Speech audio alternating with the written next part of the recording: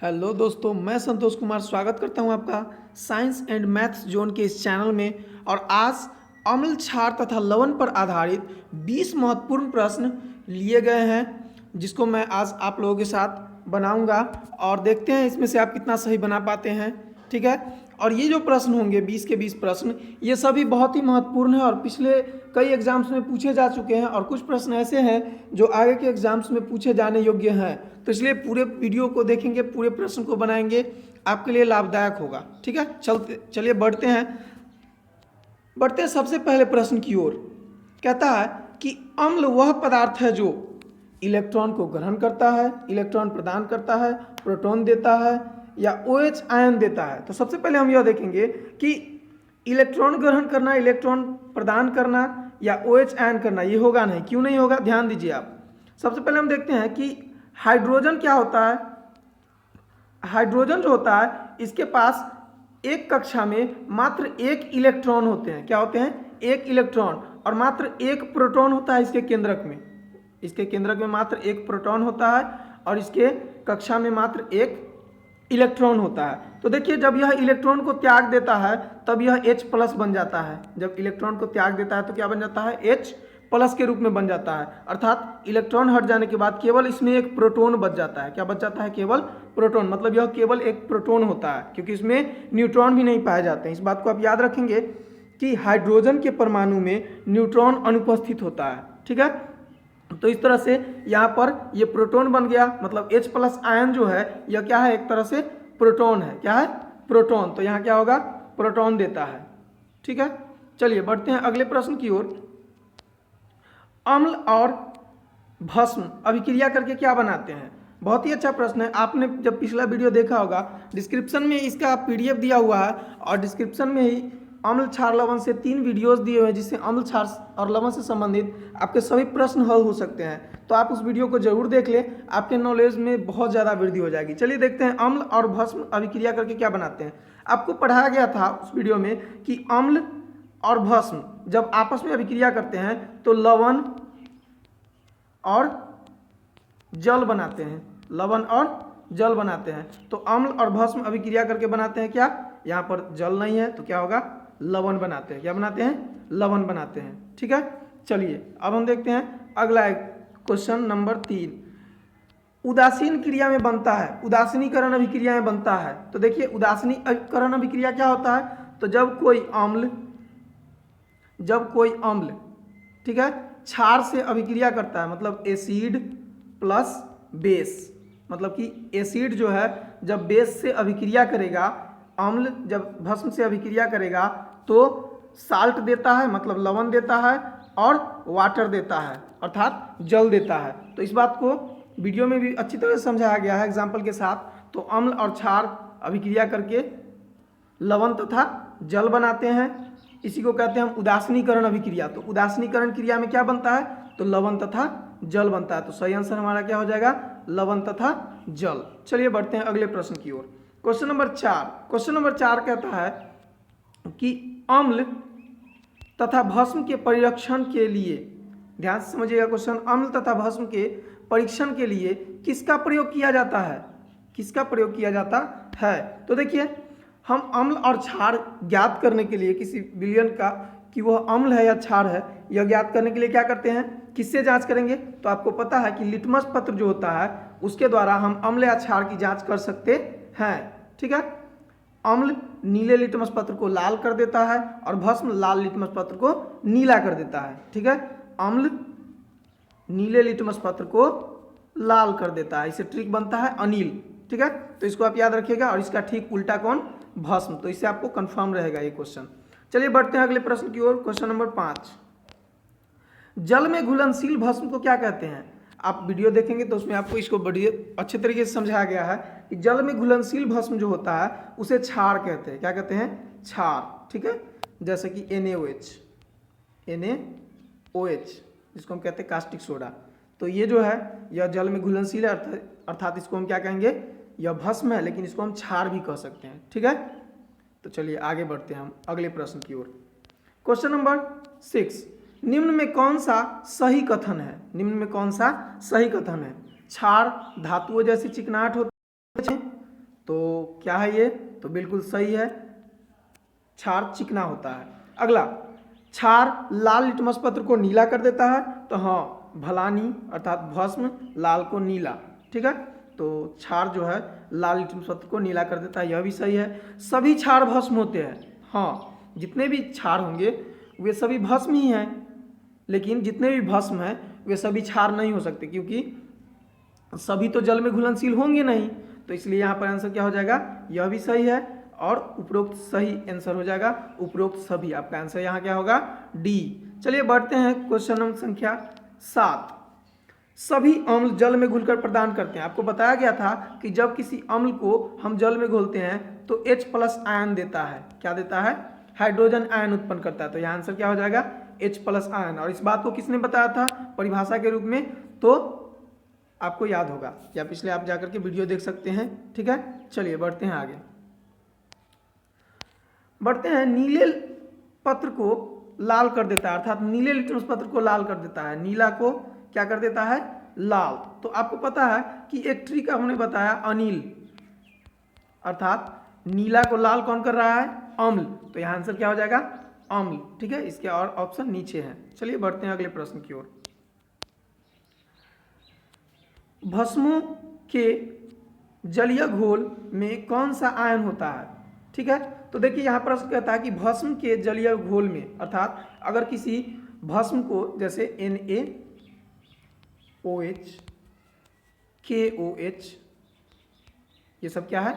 भस्म है, जिसमें हाइड्रोक्सिल समूह होता है। मूल रूप से क्या होता है? हाइड्रोक्सिल समूह OH। तो ये जब टूटेगा, सोडियम और OH हाइड्रोक्सिल टूटेगा, तो सोडियम धातु है तो ये प्लस में और OH माइनस में। तो यहाँ हम ध्यान देंगे कि यहाँ पर OH निगेटिव उत्पन्न होगा। क्या उत्पन्न होगा?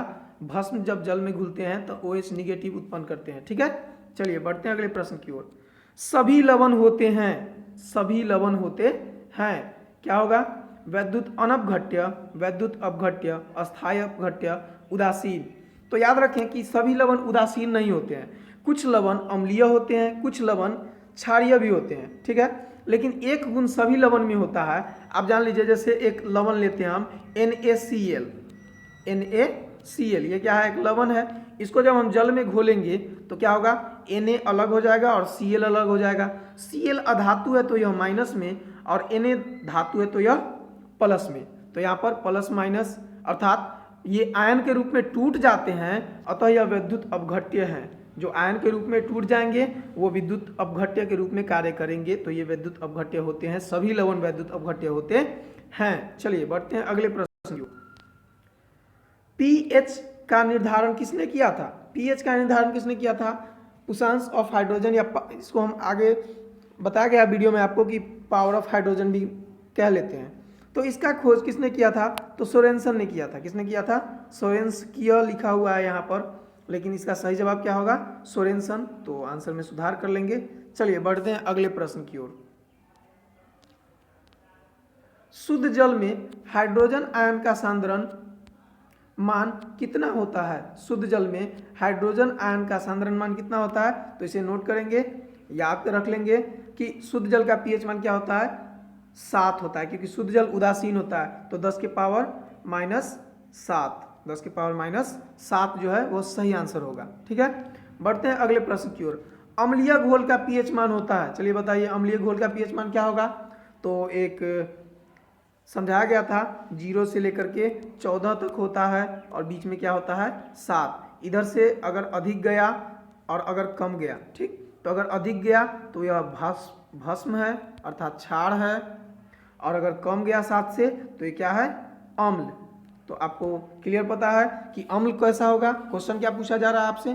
तो क्वेश्चन पूछा जा रहा है कि अम्लीय घोल का pH मान होता है, तो अम्लीय घोल का pH मान हमेशा क्या होगा? 7 से कम, 7 से कम। चलिए बढ़ते हैं अगले प्रश्न की ओर। कहता है कि सभी अम्ल धातुओं से क्रिया करके कौन सी गैस उत्पन्न करते हैं? तो ये प्रश्न काफी इंपॉर्टेंट है और सबसे ज्यादा परीक्षाओं में पूछा जाने वाला यह प्रश्न है। कोई भी अम्ल जब धातु से अभिक्रिया करता है तो हाइड्रोजन गैस उत्पन्न करता है। कौन सी गैस उत्पन्न करता है? Hydrogen gas. आपसे पूछा जा सकता है कि अगर हम तांबे से किसी अम्ल की अभिक्रिया करा दे, लोहे से किसी अम्ल की अभिक्रिया करा दे, जस्ता से किसी अम्ल की अभिक्रिया करा दे, तो हमेशा उस स्थिति में क्या उत्पन्न होगा, तो हाइड्रोजन गैस उत्पन्न होगा। हम एक एग्जाम्पल देख लेते हैं। देखिए हम लेते हैं एक धातु Zn जो कि क्या है, जिंक, और इसकी अभिक्रिया कराते हैं हम HCl से, हाइड्रोक्लोरिक अम्ल से। ठीक है, ये दोनों जब क्रिया करेंगे तो उत्पन्न करेंगे ZnCl2 प्लस H2, और यहाँ पर इसके दो अणु हो जाएंगे, तो H2 तो 2 और Cl भी 2 तो Cl2। तो जिंक क्लोराइड जो कि एक तरह का लवण हो गया, और ये क्या बना, H2 गैस, यह गैस के रूप में होता है। ठीक है, इस बात को याद रखेंगे। तो कभी भी अम्ल जब धातु से अभिक्रिया करेगा तो कौन सी गैस उत्पन्न करेगा, हाइड्रोजन गैस। चलिए बढ़ते हैं अगले प्रश्न की ओर। अगला प्रश्न है, सामान्य व्यक्ति के रक्त का पीएच मान कितना होता है। तो रक्त के पीएच वैल्यू से भी दूसरा वीडियो जो है वो पीएच वैल्यू पर और पदार्थों में मौजूद अम्ल पर आधारित है, और वो काफ़ी इंपॉर्टेंट वीडियो है, आप उसको एक बार जरूर देखें, डिस्क्रिप्शन में लिंक दिया हुआ है। तो देखिए इसका आंसर क्या हो जाएगा, अधिकांश लोग जानते हैं 7.4। चलिए बढ़ते हैं अगले प्रश्न की ओर। और रक्त क्षारीय होता है, रक्त कैसा होता है, क्षारीय होता है।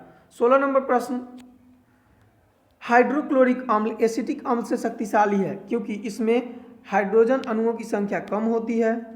यह H+ आयन उत्पन्न करने के लिए संपूर्ण आयनित हो जाता है। इसमें क्लोरीन होता है, इसमें ऑक्सीजन होता है। तो देखिए आपको वीडियो में समझाया गया है, आप प्लीज़ वीडियो को जरूर देख लीजिए। अगर आपने वीडियो नहीं देखा है तो आपको यहाँ पर कन्फ्यूजन हो सकता है और आपको क्वेश्चन बहुत ज़्यादा टफ लगेगा, और अगर आप वीडियो देख लेंगे तो आपको आसानी से इसको बना पाएंगे और भी प्रश्न आप बना लेंगे। ठीक है, तो चलिए यहाँ पर हम देखेंगे कि इसमें हाइड्रोजन अणु की संख्या कम होती है, हाइड्रोक्लोरिक अम्ल में कम होती है नहीं। देखिए आपको समझाया गया है कि जब ज़्यादा मात्रा में H+ आयन उत्पन्न होगा तो वो प्रबल अम्ल होगा, और जिसमें कम मात्रा में H+ आयन उत्पन्न होगा वह क्या होगा, दुर्बल अम्ल होगा। तो यहाँ पर ज़्यादा मात्रा में अधिक मतलब कि संपूर्ण रूप से आयनित होगा, तभी तो ज़्यादा मात्रा में H+ आयन निकलेंगे। तो यहाँ पर सही आंसर क्या होगा, बी। हाइड्रोक्लोरिक अम्ल क्या है, एसिटिक अम्ल से शक्तिशाली है। ध्यान देंगे कि एसिटिक अम्ल जो होता है वो CH3COOH, यह एक कार्बोक्सिलिक एसिड है। कैसा एसिड है, कार्बोक्सिलिक एसिड है, और ऐसे एसिड जो होते हैं वो क्या होते हैं, तो कमजोर होते हैं। ठीक है, चलिए अब बढ़ते हैं हम अगले प्रश्न की ओर। 17 नंबर प्रश्न, निम्न में कौन से कथन सही है। तो देखिए पहला कथन है, अम्ल स्वाद में खट्टे होते हैं तथा H+ आयन देते हैं। तो ये क्या लग रहा है आपको, ये सही है, तो हाँ सही है, H+ आयन देता है अम्ल।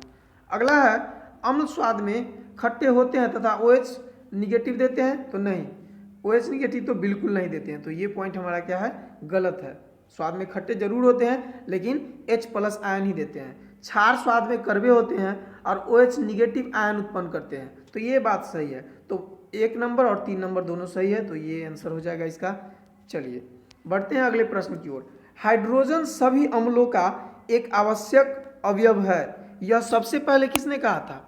तो ये अधिकतर लोग आर्हेनियस मान लेंगे, लेकिन इसका सही जवाब आर्हेनियस नहीं होगा। याद रखेंगे कि आर्हेनियस ने बताया था अम्ल क्षार के बारे में कि अम्ल जो है वो H+ आयन देता है और क्षार जो है वो OH निगेटिव आयन उत्पन्न करते हैं जल में घुलने के बाद। लेकिन सभी अम्लों में हाइड्रोजन मौजूद होता है, आवश्यक अवयव है, यह बात बताई थी डेई ने। किसने, डेई ने। याद रखेंगे, पूछा हुआ प्रश्न है।